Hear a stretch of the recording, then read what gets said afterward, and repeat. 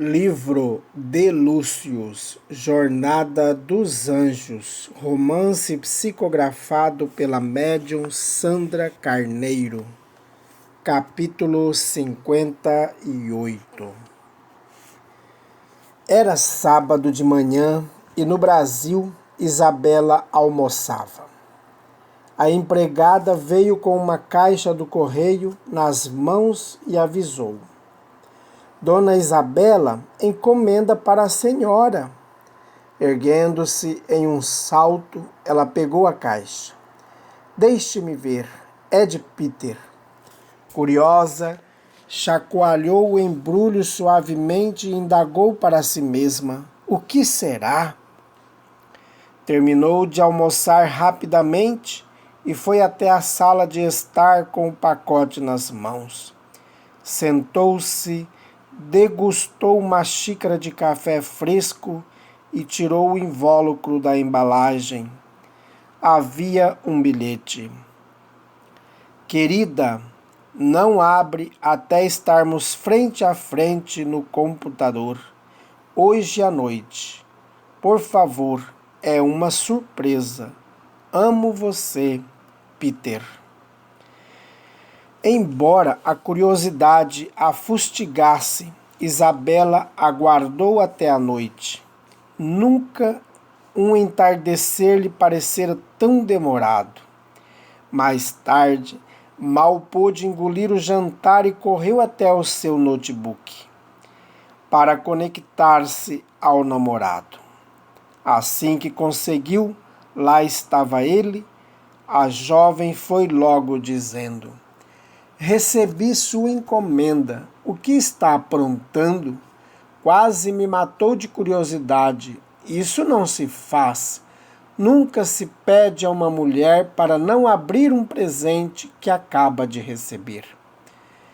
Vai valer o esforço. Pensei em muitas maneiras e essa foi a melhor que encontrei. Posso abrir agora? Pode. Abra de um jeito que eu possa ver daqui. Isabela sentou-se bem diante da câmera digital e abriu a embalagem.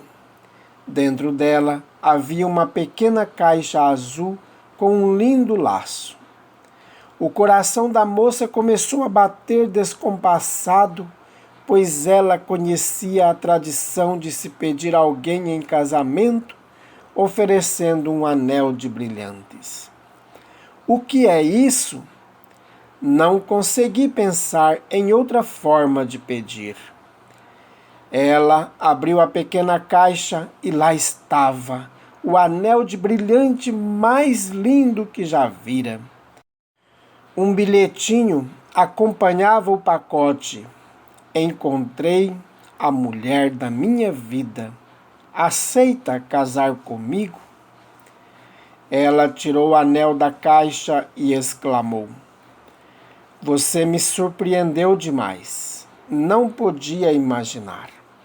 E qual é a sua resposta? Ela pensou por alguns instantes, hesitou um pouco e, finalmente, cedendo à emoção que a invadia, colocou o anel no dedo lentamente e mostrou-o ao noivo. Aceito. Peter abriu um imenso sorriso e Isabela indagou: O que tem em mente? Vou para o Brasil levando minha família e nos casamos aí do jeito que você quiser. Você dirá como quer cada detalhe e nós o faremos. Pensando no alto custo de uma festa de casamento, Isabela silenciou. Peter, adivinhando-lhe os pensamentos, disse: Acabei de receber uma promoção. Passo a ter uma coluna mensal no jornal e fui convidado a assinar outra em uma revista. E quando conseguir editar meu livro, sei que poderei construir uma reserva financeira adequada a uma nova família. Li o livro, você escreve muito bem. Tudo isso me aconteceu depois de ter encontrado você, Isabela, e não quero perdê-la. Não quero perder mais nada em minha vida. E como imagina nossa vida depois do casamento? Minha sugestão é que você venha para cá para morarmos em Nova York. Pode começar sua carreira médica aqui. Falta pouco para terminar a residência, não é? Sim, mas essa é uma decisão muito séria. Não tinha pensado em viver fora do Brasil, pelo menos agora. Você nunca morou fora de seu país. Será uma experiência interessante. Preciso de alguns dias para pensar como seriam essas mudanças. Enfim, para refletir sobre tudo que envolveria essa vida nova. É claro, não quero pressionar. O melhor é pensar agora para tomar a decisão mais correta. Sentindo-se aliviada com a atitude de Peter e muito feliz pela surpresa que ele lhe fizera, ela assegurou: tenha a certeza de que vou pensar com muito carinho e muita vontade de estar ao seu lado. Conversaram até altas horas e Isabela adormeceu com o anel no dedo. Na manhã seguinte, contou aos pais o inusitado pedido de casamento de Peter. A mãe olhou o anel e comentou: nossa, agora o rapaz me surpreendeu. Não é que ele sabe fazer as coisas? Por essa eu não me esperava. Nem eu, mãe. Ele deve estar ganhando bem, então. Foi promovido, mas faz menos de um ano que arrumou o trabalho. Ele é ótimo jornalista.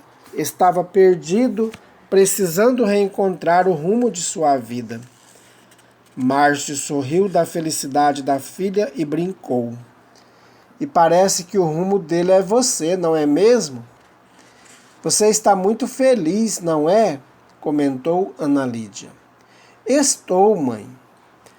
Depois, fitando o pai, segurou suas mãos e emendou: embora minha felicidade não seja completa, seria se você já estivesse curado.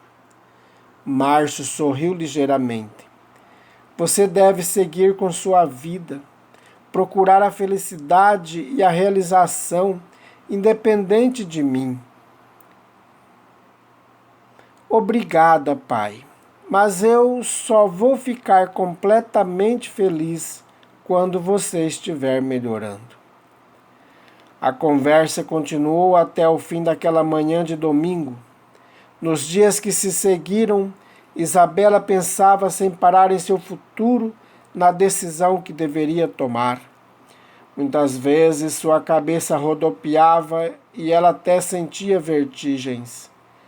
Desejava de coração tomar a melhor decisão e fazer as escolhas mais adequadas para a sua vida. Sabia de sua responsabilidade no tocante à mediunidade e já havia compartilhado suas descobertas com Peter, que também passara a estudar a doutrina espírita. Ela orava e pedia que Jesus a orientasse sobre o que fazer, porém a decisão lhe parecia muito difícil. Sentia-se confusa e perdida e não encontrava na mãe a amiga que lhe compreendesse as angústias. Resolveu então falar com sua melhor amiga. Preciso conversar com você, Helena. Tenho de tomar algumas decisões e preciso de seu apoio, de sua lucidez. Com seu sorriso afetuoso, Helena respondeu: você sempre poderá contar comigo. Estamos aqui para nos ajudar uns aos outros. É árdua a tarefa de elevação espiritual que todos devemos abraçar na existência. Mais cedo ou mais tarde, Precisamos nos apoiar mutuamente para que consigamos caminhar. Mas diga, qual é o motivo da sua ansiedade? Daqui a 2 semanas termino minha residência. Estou fazendo os exames finais. Isso é muito bom. Meu pai, não obstante todos os esforços que temos feito, precisa fazer uma cirurgia delicada e prosseguir com o tratamento, pois seu estado de saúde é gravíssimo. Por outro lado, meu romance com o Peter está cada vez mais sério. Vocês se encontraram novamente? Não, mas nos comunicamos diariamente desde sua última estada aqui. Conversamos até mais de uma vez ao dia e falamos por horas pelo computador. Vejo que a tecnologia está dando um empurrãozinho nesse namoro. É muito mais do que namoro. Mostrando o anel à amiga, Isabela disse: na verdade, ele me pediu em casamento. Foi completamente inesperado. E agora, Helena, estou confusa, sem saber o que fazer. Será esse o melhor caminho para a minha vida? Deixar o Brasil e ir viver em Nova York? Helena fitou a jovem nos olhos com extremada ternura. Depois ergueu-se e andou pela sala. Enquanto isso, orava. Que Jesus a ajudasse a ser útil à amiga, aconselhando-a conforme a vontade divina. Depois voltou a sentar-se. Você vem desenvolvendo um trabalho importante em nossa casa e é óbvio que contamos com você. No entanto, temos de pensar na sua vida de modo mais amplo.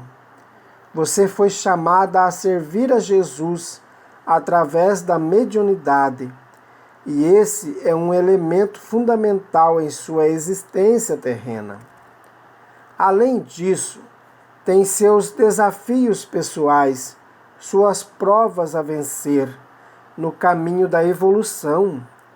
Com relação a esses aspectos, no meu entender, o mais importante é manter-se firme em seu propósito de renovação espiritual, a que os postulados espíritas nos convidam.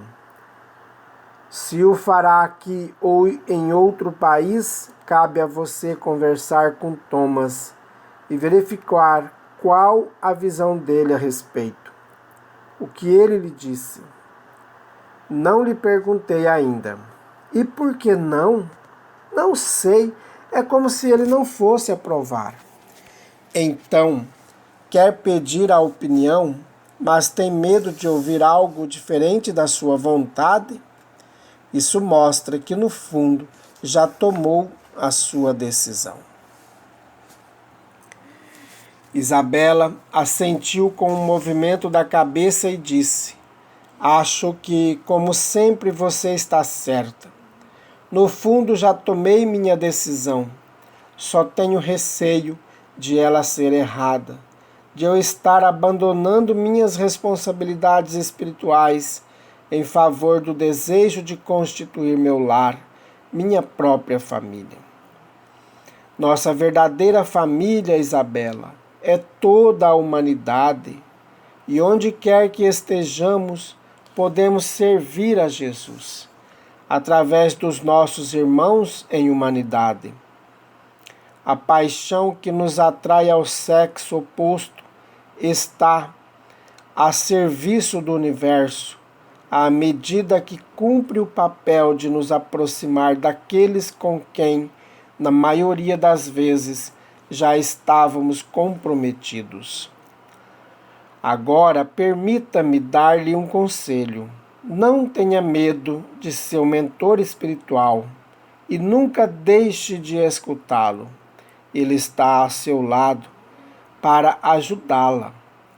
Quer o melhor para você e, a despeito das limitações da posição em que se situa, como o Espírito enxerga mais claro do que nós. Ouvir-lhe os conselhos e orientações apenas a auxiliará. Emocionada, Isabela abraçou a amiga que tanto amava.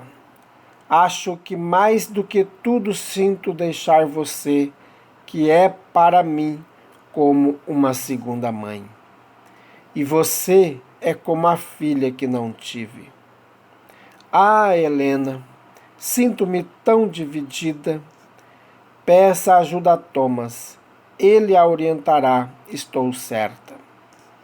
Podemos fazer isso agora mesmo? Você me ajuda? Após pensar por instante, a amiga propôs: posso ficar em oração enquanto você busca sintonia com ele. Helena baixou a cabeça e permaneceu em prece. Isabela orou a Jesus para que iluminasse sua decisão e a seguir pediu a Thomas que, se possível, a ajudasse. Mantiveram-se em silêncio, mas ele não se manifestou. Decepcionada, Isabela ergueu os olhos rasos de lágrimas. Acho que ele está bravo comigo. Por que não aparece? Ele tem estado ausente ultimamente mais do que antes.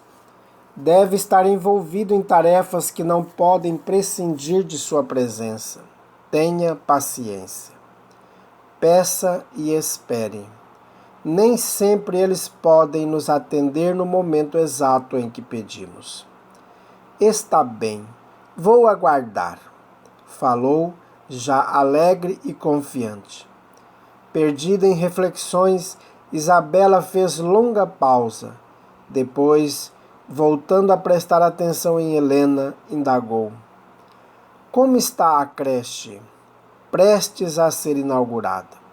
Quando, em 2 semanas, você poderá fazer a avaliação das crianças? Claro, estou apta para isso. As duas escutaram a movimentação e as conversas abafadas, indicando que as atividades da noite estavam para começar. Mais tarde, ao se deitar, Isabela refletiu bastante sobre a conversa que tivera com Helena e, por fim, orou a Deus pedindo que Thomas a ajudasse a fazer a melhor escolha. Logo que a jovem entrou em sono profundo, Thomas auxiliou seu corpo sutil a desprender-se do veículo denso. Isabela fitou um pouco, atordoada, e saudou, quase num lamento: querido amigo, há quanto tempo não o vejo? Abraçando-a com carinho, ele disse emocionado: estou aqui, pronto para auxiliá-la no que me for possível. Esteve ausente. Não totalmente, querida. Tenho estado diariamente com você. No entanto, a situação de Eliana vem requerendo nossa presença.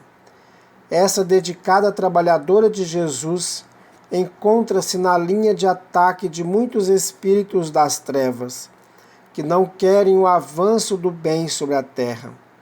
Visto que é uma trabalhadora do bem e da luz, ela se tornou alvo constante das forças do mal. Em nosso plano, tivemos de mobilizar grande contingente de trabalhadores para assisti-la. Fazendo breve pausa, Thomas afagou com extrema ternura os cabelos de Isabela, depois continuou: sei que deseja minha opinião nas decisões que precisa tomar. Estou muito angustiada. O que devo fazer? O que diz seu coração? Isabela fitou os olhos do amigo e protetor e, como se olhasse para dentro de si mesma, falou: desejo casar-me com o Peter e viver com ele, seja no Brasil ou nos Estados Unidos. E seus pais? Meu pai precisa de tratamento e poderá fazê-lo com melhores chances por lá. quer levá-los, eles querem ir também. Então, qual é o problema? Que dúvida ainda lhe resta? Essa é a coisa certa a fazer? E o meu trabalho na casa espírita?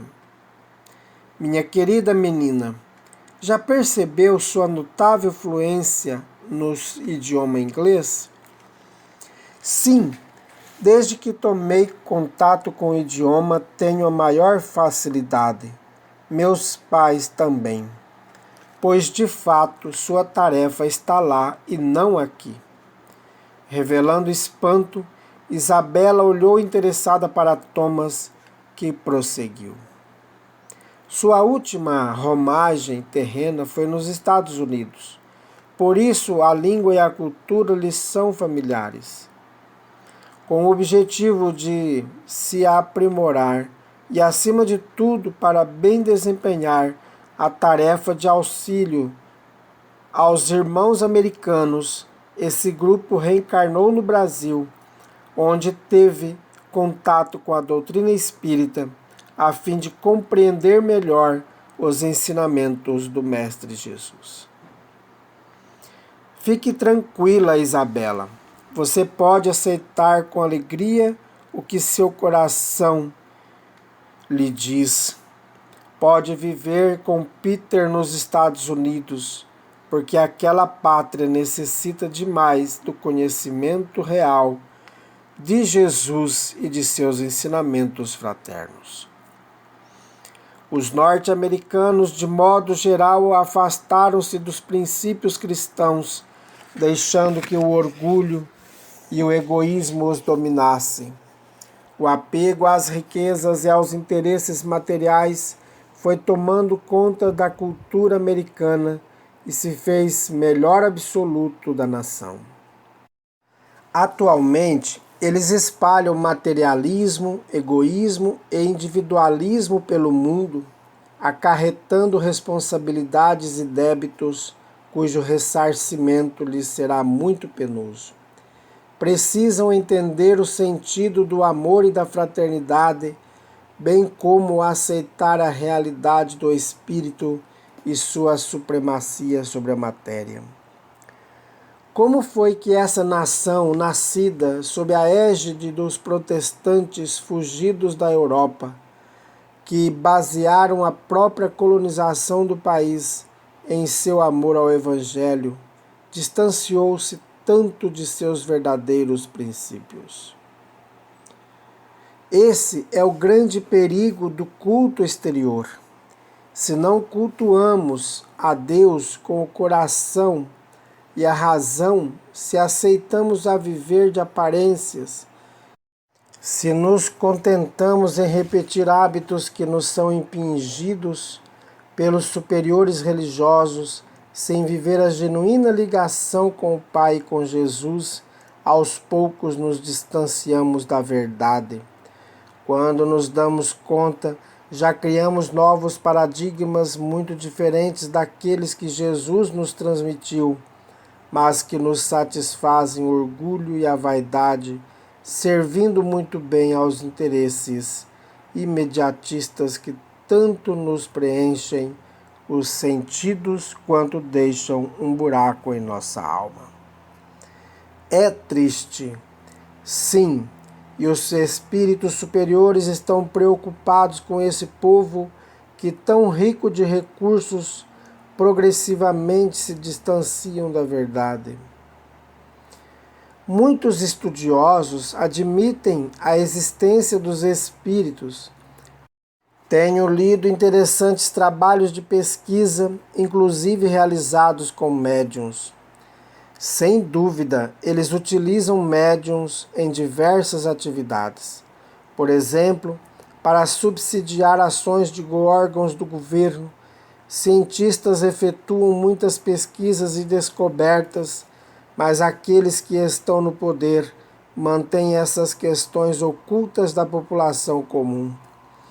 Sabem que o contato com a verdade liberta a consciência e não desejam que o povo seja livre e enxergar com clareza o quanto é dominado pelos interesses econômicos que governam a nação americana e, por conseguinte, exercem notável influência sobre o mundo todo. Isabela baixou os olhos cheios de lágrimas. Thomas ergueu seu rosto suavemente e disse: eles precisam de almas corajosas que, mais do que falar dos ensinos de Jesus, estejam dispostas a vivê-los na prática. Precisam do amor, da fraternidade e da realidade que os conhecimentos espíritas nos descortinam. Você pode ajudá-los se conservar o firme propósito de pôr sua mediunidade a serviço do próximo com Jesus. O companheiro espiritual abraçou a jovem com extrema ternura ao recomendar: vá, querida, assuma as tarefas que se propôs antes de voltar à terra e não tenha medo, estarei sempre a seu lado.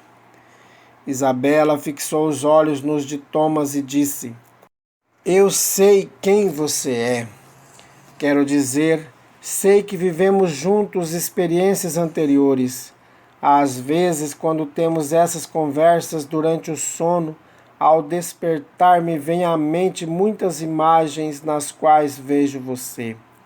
Surge de maneiras diversas, com várias aparências. Contudo, são os seus olhos que encontro nesses homens diferentes de outras épocas. Já estivemos juntos, não é? Somos um grupo de espíritos ligados por laços afetivos e por débitos do passado. Ele silenciou e Isabela agradeceu. Muito obrigada pelo seu carinho, por me ouvir e cuidar de mim em todos os momentos.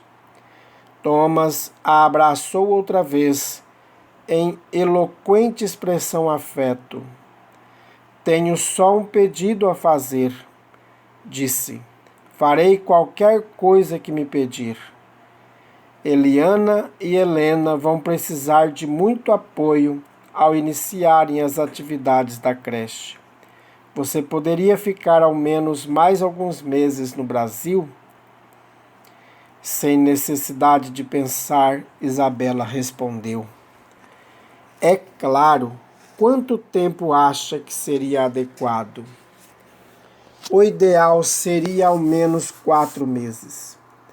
Vou utilizar esse tempo para fazer com calma todos os preparativos da minha mudança. A única preocupação é meu pai. Thomas escolheu bem as palavras com que procurou esclarecer. O caso de seu pai é bastante delicado. Como disse, somos um grupo de espíritos que vem trabalhando encarnação após encarnação, no sentido de se libertar de débitos e de defeitos, para ascender espiritualmente rumo à perfeição. Nossas almas anseiam pelo progresso e pelo amadurecimento, pela elevação e pela pureza, porém ainda estamos presos a dívidas contraídas perante a lei divina. Esse é também o caso de Márcio.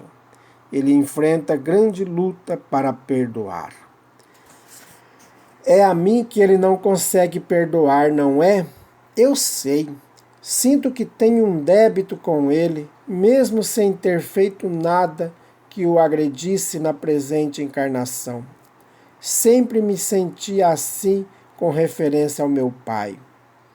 Ele não consegue perdoar a você nem a Peter. Peter? Sim. Acho que a dificuldade maior ainda é com Peter. A você ele já não odeia, ao passo que em relação a Peter persiste muito ressentimento. Essa é uma das razões da doença que lhe corrói o corpo físico. Ele traz mágoas profundas, arraigadas em seu perispírito.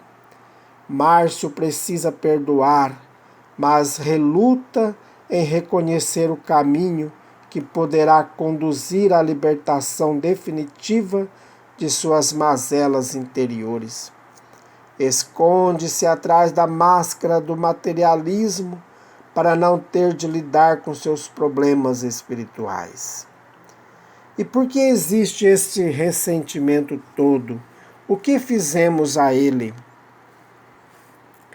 O esquecimento do passado é uma grande bênção.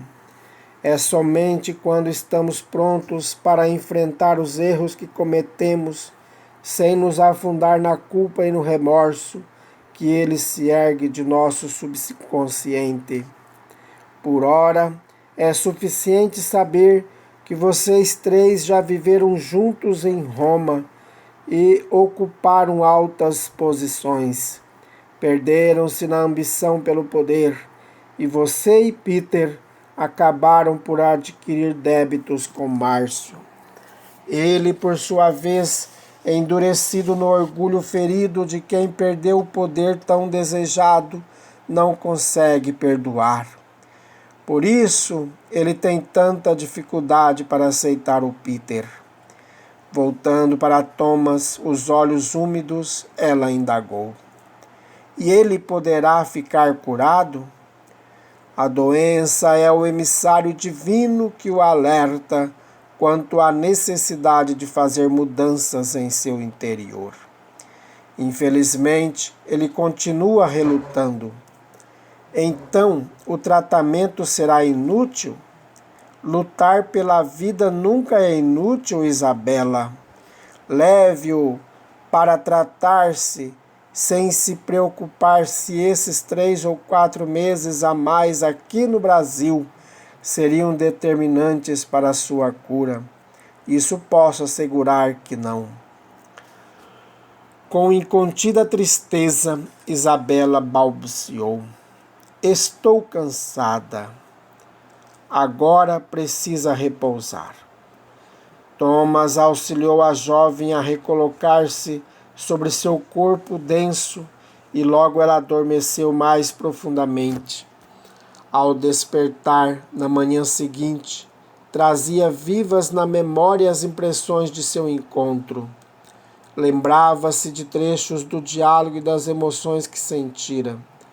Procurou fixar no máximo que pôde daquela experiência, consciente de que não se tratara de simples sonhos. Depois, levantou-se com calma e se preparou para anunciar à família a sua decisão. Apesar de não aprovar de toda a deliberação da filha, Márcio sentia-se enfraquecido pela doença e o que desejava de fato era buscar a cura naquele país mais desenvolvido. Além disso, a ideia de estabelecer residência definitiva nos Estados Unidos lhe agradava sobremaneira. Pouco depois, Isabela comunicou a decisão ao noivo, que recebeu a notícia com grande entusiasmo. Começaram os preparativos para o casamento e para a mudança de residência de Isabela e da família. Logo informaram Rafael, que contribuiu com a sua parte para que os planos se concretizassem. Márcio prosseguiu no tratamento, mas nada o fazia melhorar.